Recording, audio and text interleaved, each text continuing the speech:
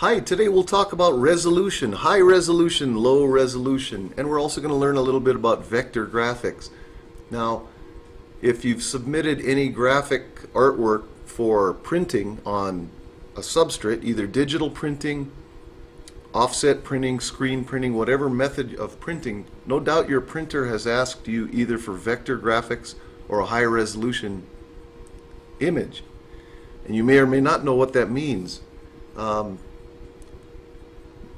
By now, in this day and age, I think everybody knows what a pixel is. A pixel, of course, is one of the tiny squares that makes up your monitor display.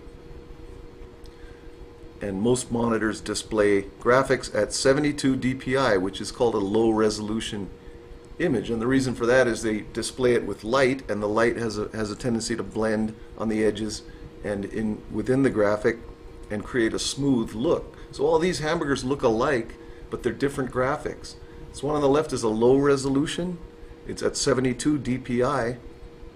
This one in the middle is 300 dpi, and this one on the right is a vector graphic. They all look alike because I'm displaying it on my monitor, and my monitor is 72 dpi. Now dpi is of course short for dots per inch, and that term has been around for so many years that a lot of people are comfortable using it interchangeably with the PPI, pixels per inch. They're actually two different things. DPI is really the dots per inch of ink or laser toner that your printer lays down on the paper. PPI is pixels per inch, and that refers to the display. Now, the reason most graphics programs and most computer internet programs, whatever, will call it DPI is just because it's been used for so many years that people accept that as meaning the same thing as PPI. So it's not wrong to say DPI, but PPI is actually the correct term. If you Google DPI versus PPI, you will find a plethora of information. You can learn as much about that as you'd like.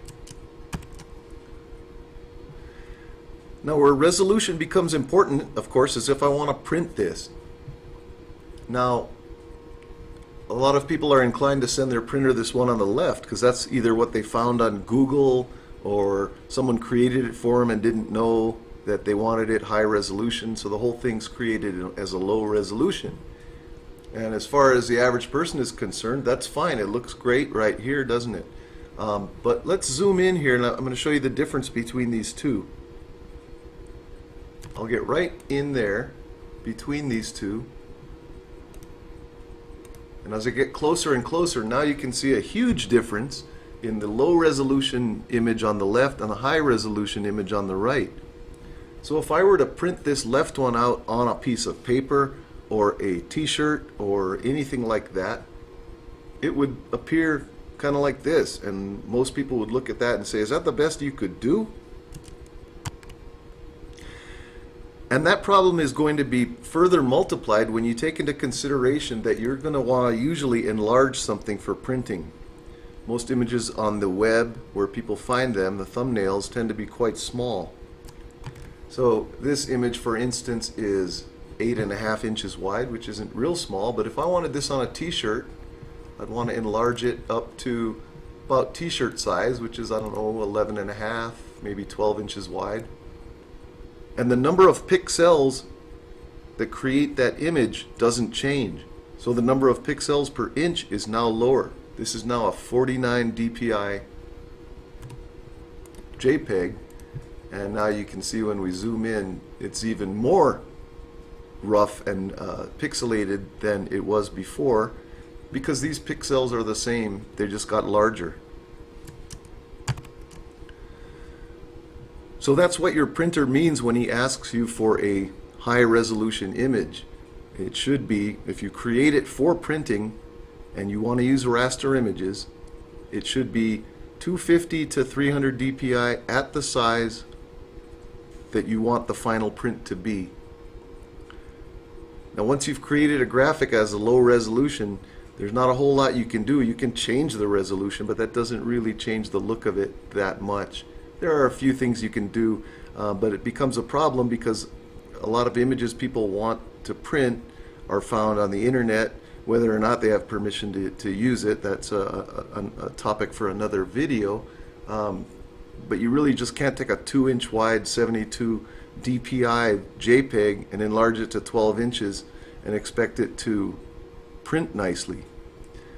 Now this one on the right, we haven't talked about it yet, and it's a completely different type of image, a vector. Your printer may have asked you actually for vector artwork. Of course, not all artwork is available as vectors.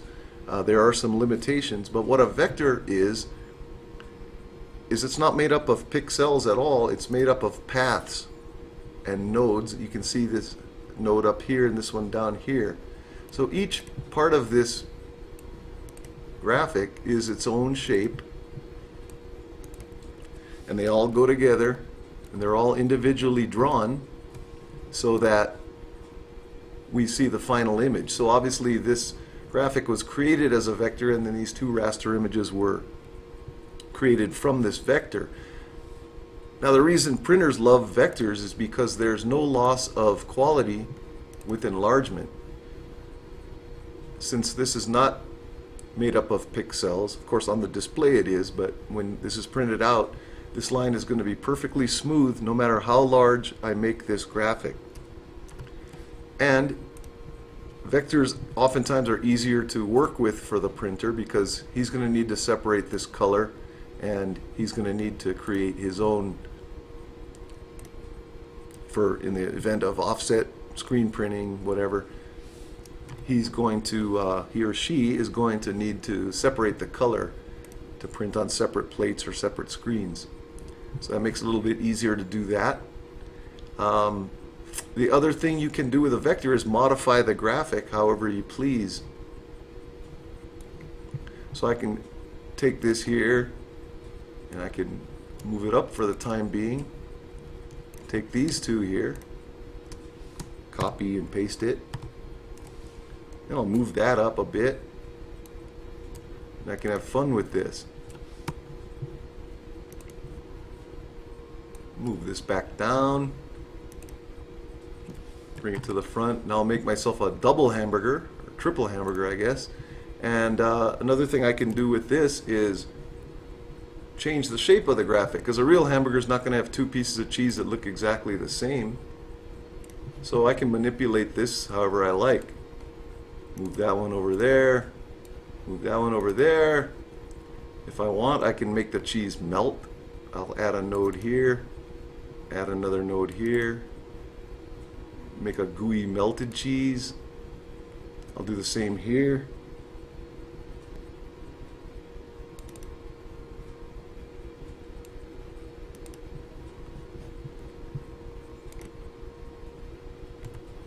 And make your hamburger look a little more realistic. So there are many things you can do, as you can see, with vector graphics. I want to bring this highlight here to the front, and now that I've added a third hamburger, I want to drag it up here so it looks a little bit more real. If I wanted to, I could manipulate this part in here. This, you might be wondering how you can see everything through it, and it's still a vector object. It's been given a transparency, so if I take that away, you can see that it's just a white object which has been turned transparent for the graphic. So low resolution is perfect for displaying on a monitor. High resolution is good for printing. A vector is the best for printing graphics. As I said, you can't print all graphics. A photograph doesn't work well as a vector, neither does something with a lot of different shades of different tones of color and whatnot. If I were to print this, I would probably convert this transparency to a raster image so that it would print properly. But we'll go into that another time. So if your printer asks you for a vector image, this is what he's talking about. It's solid colors like this.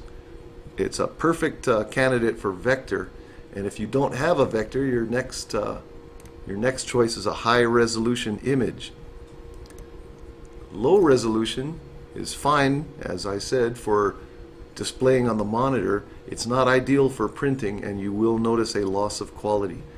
That's the difference between three types of images. and I hope your next project goes well.